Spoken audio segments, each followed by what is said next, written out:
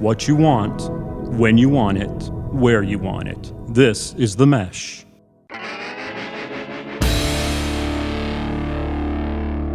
I'm with the band, your front row ticket to interviews and jam sessions with up-and-coming artists.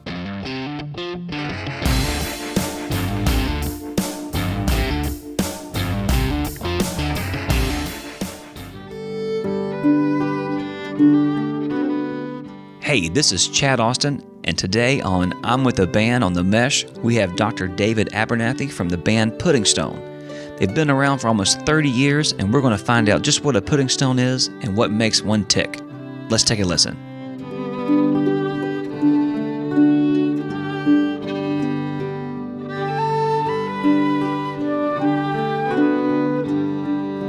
Today on the Mesh, we have Puddingstone and Dr. David Abernathy, leader of Puddingstone. How are you doing today, David? I'm doing fine. How are you? I'm doing great now that you're here. We've waited here for 2 hours for you. We're supposed to have been here at 2 o'clock today. Oh, I was told 3:30. Did you not get the musicians are? Did you not get the memo? No, we didn't get the memo. MM, please make a note of the memo. More importantly, we can't read either. So That's right. They're just dumb drummers. No, you know what? Let's start with that. So you are the drummer for Puddingstone. Well, I play a lot of things in Puddingstone, but I was trained in percussion in my youth. In Puddingstone, though, I play hammer dulcimer, which is kind of like drumming. Sure. It's percussive. Absolutely. It just has to be a stringed instrument. And penny whistle and a little bit of harp and percussion and flutes of different types. You guys have been around for a long time. I don't even know the exact date. When did you guys first get together? In 1976, Mike Willis, who's my oldest friend, and I got together. I happened to be his section leader at Lenore High School back when we were kids. And he went off to school different places, and I went off to different places. And we got back together in 76, and I said, guess what I'm playing now? I'm playing a hammer dulcimer. He said, guess what I'm playing? I'm playing a harp. And so we put the two together, and that's how Puddingstone started. Really? Mm-hmm. So when was your first album? Well, we didn't make an album. Actually, it was only a tape. We sold it sometime around 1981, I think, was our first one. And it's called Whistle, Strings, and Things. We've never revamped it. It was just our first effort at trying to record. And really? At that time, it was a trio that we'd moved up and had a flautist with us at the time. So I remember, here's some trivia I'll throw to you. I used to be the manager for the sound shop in the Lenore Mall. Mm-hmm. And we sold one of your albums there, which I have somewhere. Mm-hmm. And it was a CD. So this would have been 91 to 92? Yes. Now in 91, we began to add, we added to the band along around 86 or so and started growing the band. And at that time, we added a fellow by the name of Glenn Hefner, who was a keyboardist. Glenn from Fantasy from Music. Lorine and owned a synthesizer shop in Granite Falls. Fantasy Music. That's right, on 321. That's right. So we added Glenn, and then shortly after that, I had musically conducted Sweeney Todd at the community college, and Chuck Yoder was Sweeney. And that's how I met Denise Baxter Yoder, who was his wife. And my sixth grade teacher. Right? She hates for me to say that.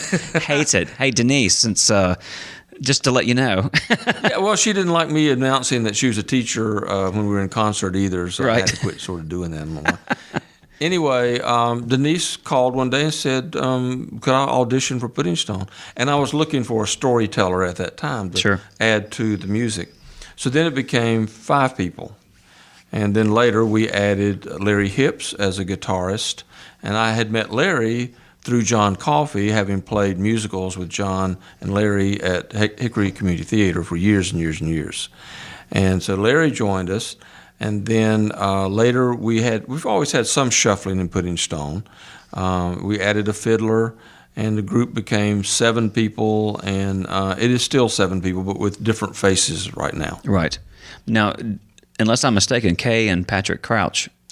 The new fiddler in the group and also banjo player is Patrick Crouch. I've known Patrick and Kay ever since I moved to Lenore back home in 1981, or 1980 actually. Patrick was a band director at that time, and Kay was teaching, or is still teaching, I think, at the community college. I had her at the community college as well. Yep. Yeah, and they have their own music group. They're strictly clean and decent. They're a bluegrass band. Yep. And Patrick is a huge supporter of music in Caldwell County in western North Carolina. And one of the things he has is the Caldwell Musician Show in March, which generally is a bluegrass gathering, but not always. I hope the listeners can appreciate the membership that has been in Puddingstone, because it is such a rich history. I mean, those people are like you said, with Patrick being such a big supporter of local music. But really, Patrick is, Kay is a big supporter, and Denise is as well. Now, the other members I don't know as well, but I know the names. I know who they are and what their roles in this music around here. Well, we have a new keyboardist. Actually, he's not new. Greg Knight has been with us before and helped us with 2 of our albums back in the late 90s, and then left. He remarried and had multiple responsibilities. He had his own software, still does, business, and is creating software. And I think he just got really tied up with all of this and sort of had to get out of Puddingstone. But Greg is as wonderful a classical pianist as you'll find anywhere. He's played with multiple symphonies all across the area. And I can't speak highly enough of his abilities. He brings a lot to Puddingstone. He did back then. We kind of bore him, I think, in fact, because he's used to playing concertos and that kind of thing. And here I say, here, Greg, do some panning of some chords on a synthesizer. And he's looking at me like, oh, boy. But he said to me when he was leaving the first time, he says, one thing Puddingstone has taught me is to listen. Right. Because a lot of what we do is up here in our heads. Right. It's not written down. And so if one of us has a stroke, we're out of luck. We won't remember the piece, You mentioned Glenn Hefner. Now, I have a lot of history with Glenn, and I don't know where he's at now. He went to go work for Elisa's, I think, and become like a rep. He did, and he's still a rep. He's still selling. And I haven't seen him in years either. But Mike Willis, my harpist, my friend, ran into him just the other day and said that he was selling, I think, microphones or something like that, high-end microphones. I might have heard that too. Now, did you know the rest of the guys he was in fantasy music with, like I did Tim? Not. I knew of them. I had met them all, but I had never really worked with them because I didn't do anything with their band. Right. What was the Rumblers or whatever it was? Rumblers, yeah. yeah. They were very good. Yeah. They were very, very good. They were top-notch players. Mark Bumgarner, I think, was the bass player. He's still around, still very good. Yeah. I wish people understood the history that is in this area, because if people start getting around into music and they say, "Oh, we got these great bands," or "We've already had great bands," you're just not aware of it yet. That's right. Let's talk about the name Puddingstone. Okay. And why the name Puddingstone? Well, it was accidental. When we were a trio, the flautist and the harpist and myself, we were trying to come up with a name, because at that time it was just a duo, just Mike and me.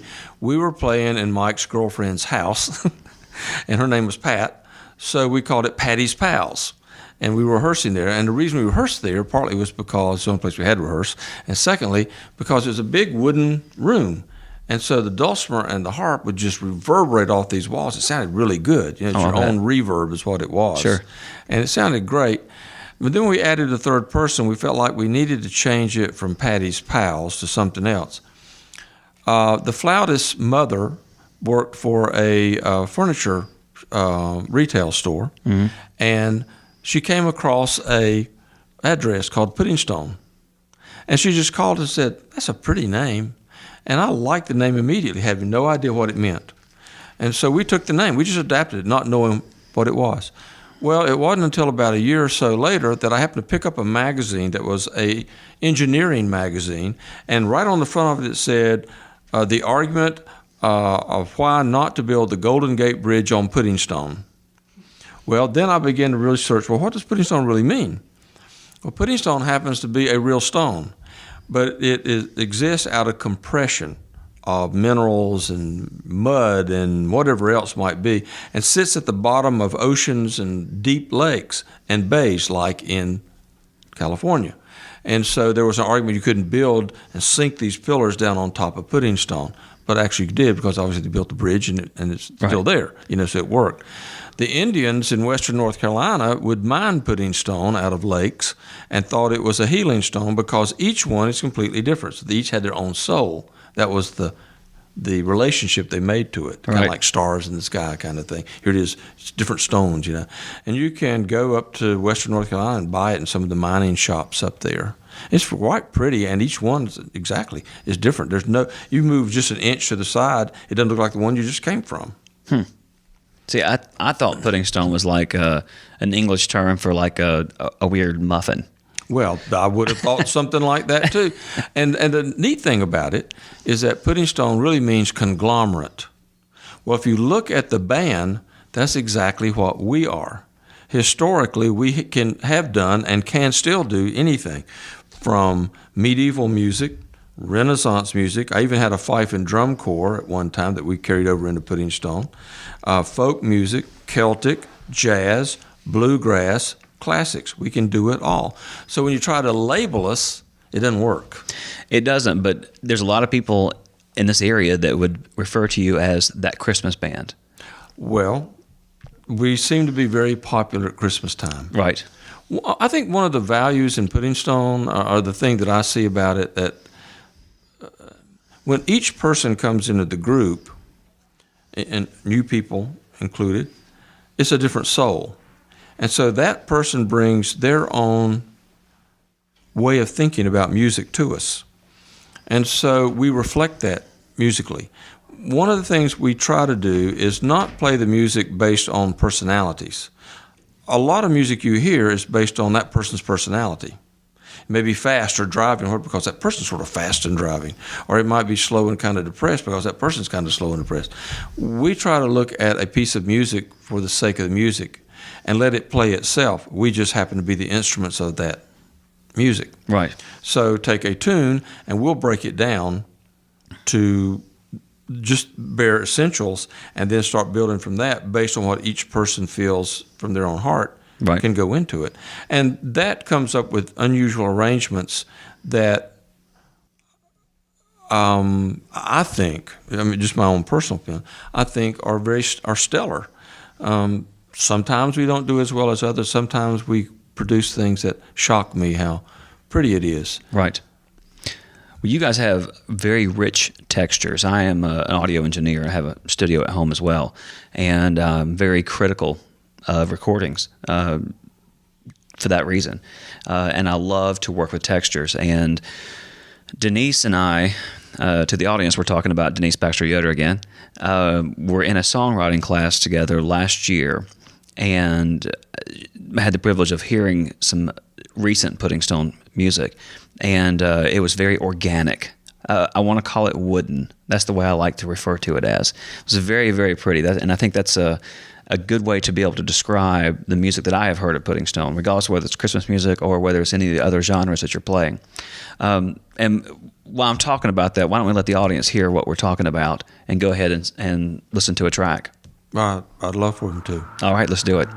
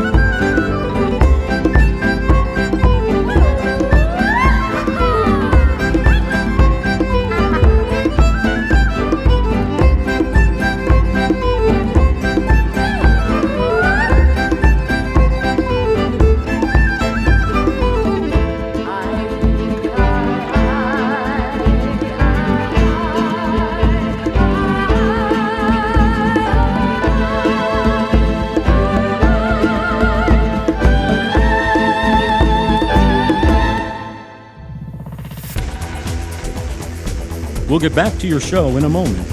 Just a reminder, you're listening to The Mesh, an online media network of shows and programs ranging from business to arts, sports to entertainment, music to community. All programs are available on the website as well as through iTunes and YouTube. Find out more at themesh.tv and give us feedback on what you like.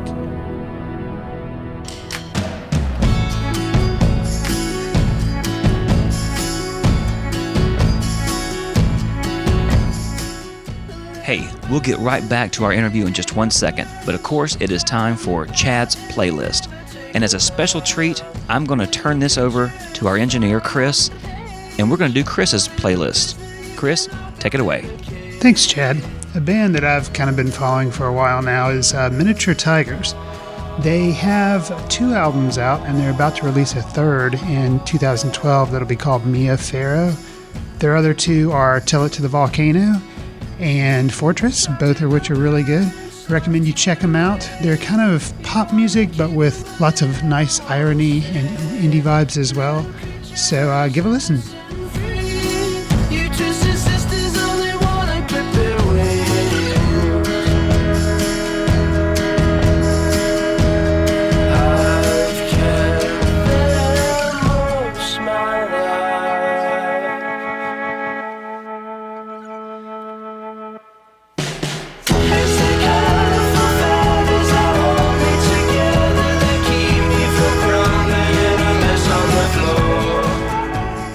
Dr. Abernathy, I want to ask you about your studio. We started, I built their first studio for them 20 years ago or 25 years ago, I guess.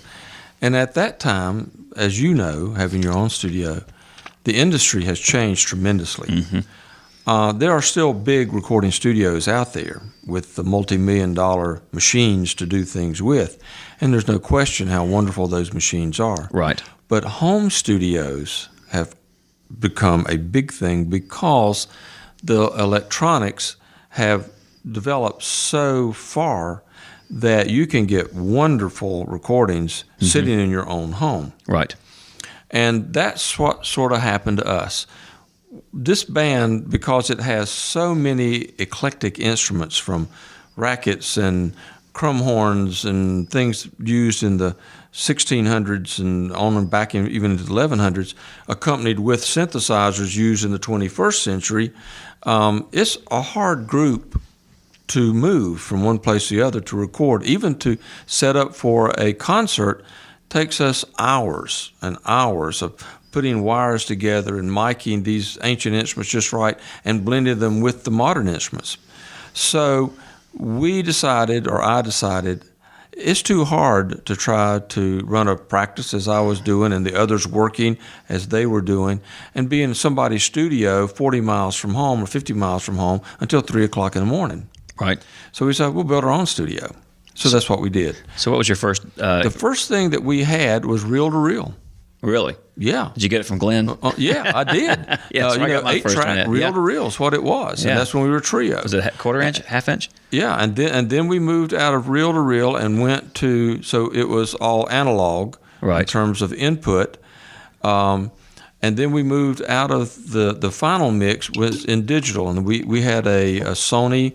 I forget what the name of that thing was now. I'm sorry, I can't remember it because it's been sitting on a shelf for 20-some years. But it was a mix down to an RDAT tape. Oh, right. And that was a digital tape. That's right. And that's what we sent then to the manufacturer. Right.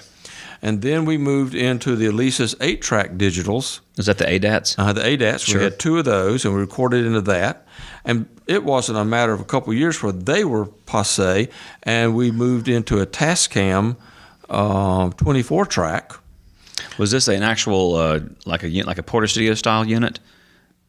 The Tascam? It sat in a rack, and I know what you're talking about. Had a almost like a DVD type recording device for it. Right. And we still had the analog Tascam mixer input. It was a 48 input mixer for us. Right. And then we went from that into this Tascam recorder, and then that was mixed down by a fellow by the name of Josh Sacco, who I can't say enough about.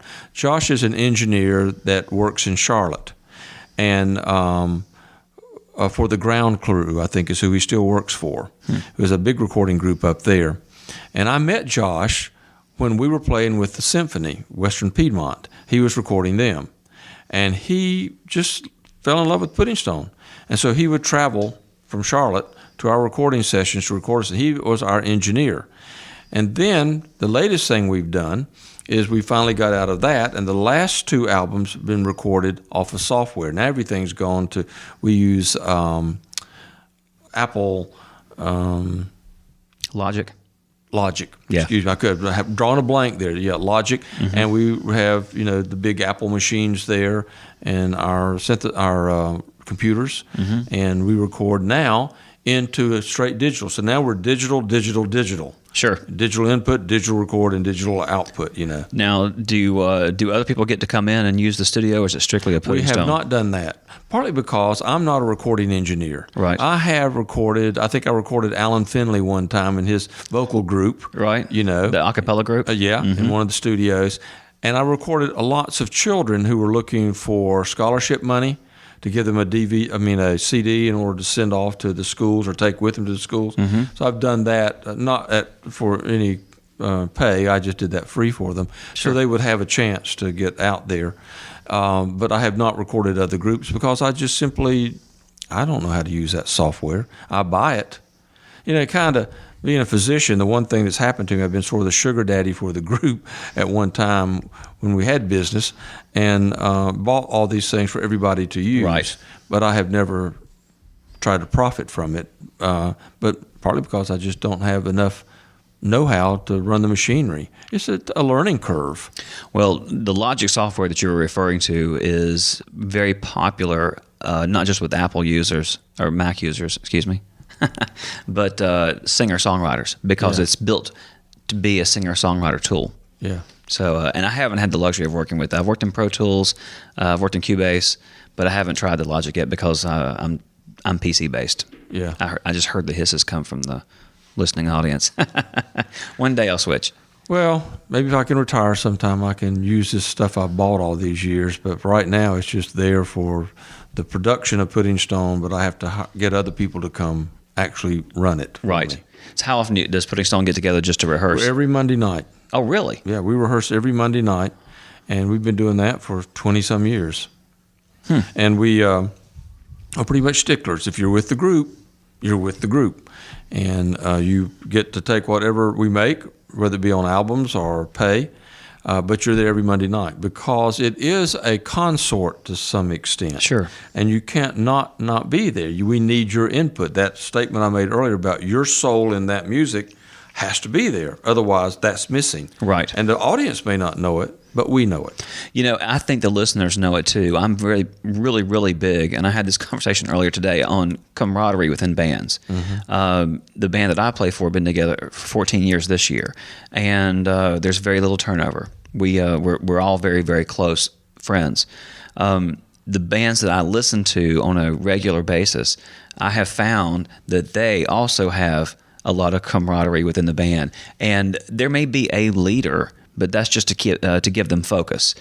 But everybody is pretty much an equal contributor, and that way you really do have a unique formula, and that's important. So what you're saying is that Puddingstone has the same essence. We do, and we have 3 original members that have been with it for 25 years.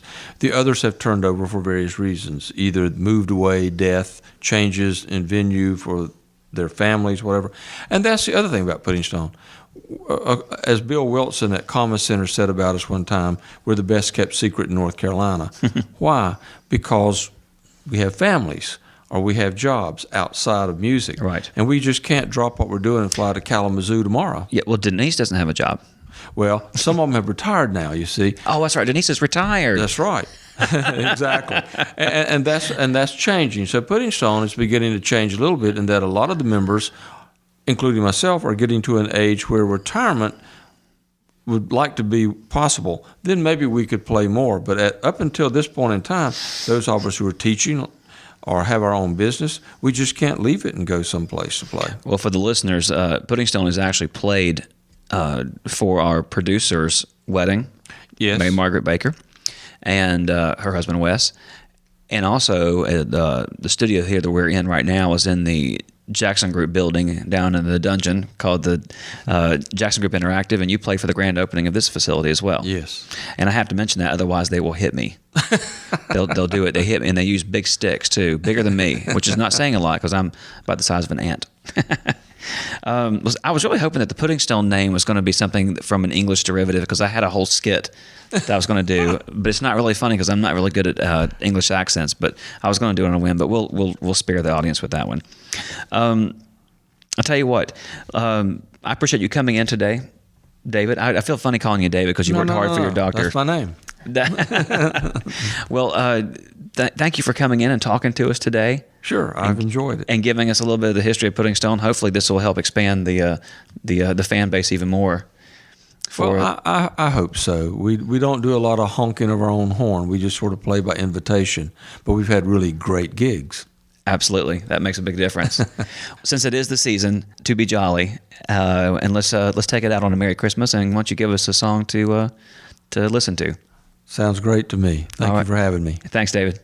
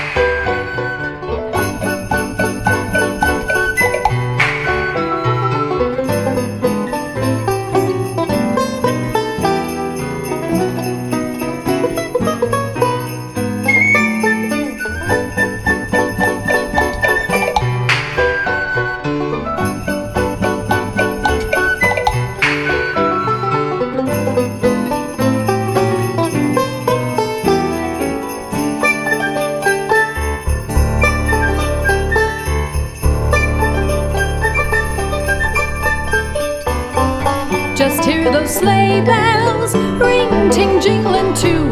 Come on, it's lovely weather for a sleigh ride with you. Outside the snow is falling and friends are calling you.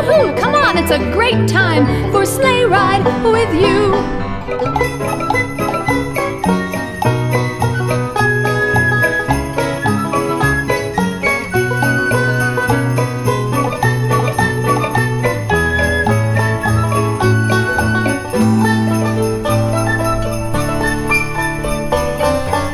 Cheeks are rosy and comfy cozy are we. We're snuggled up like two birds gotta be. Let's take that road there and sing a chorus or two. Come on, it's lovely weather for a sleigh ride with you.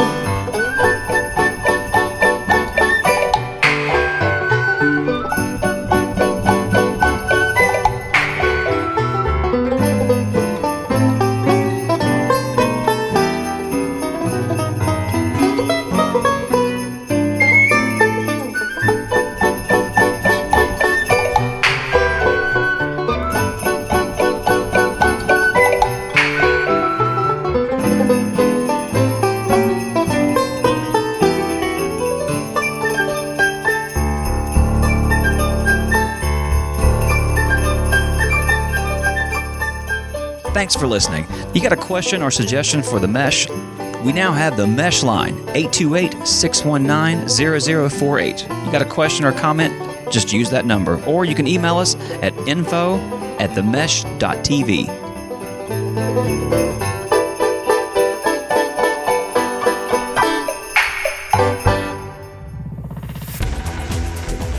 You've been listening to The Mesh, an online media network of shows and programs ranging from business to arts, sports to entertainment, music to community. All programs are available on the website as well as through iTunes and YouTube. Check us out online at themesh.tv. Discover other network shows and give us feedback on what you just heard.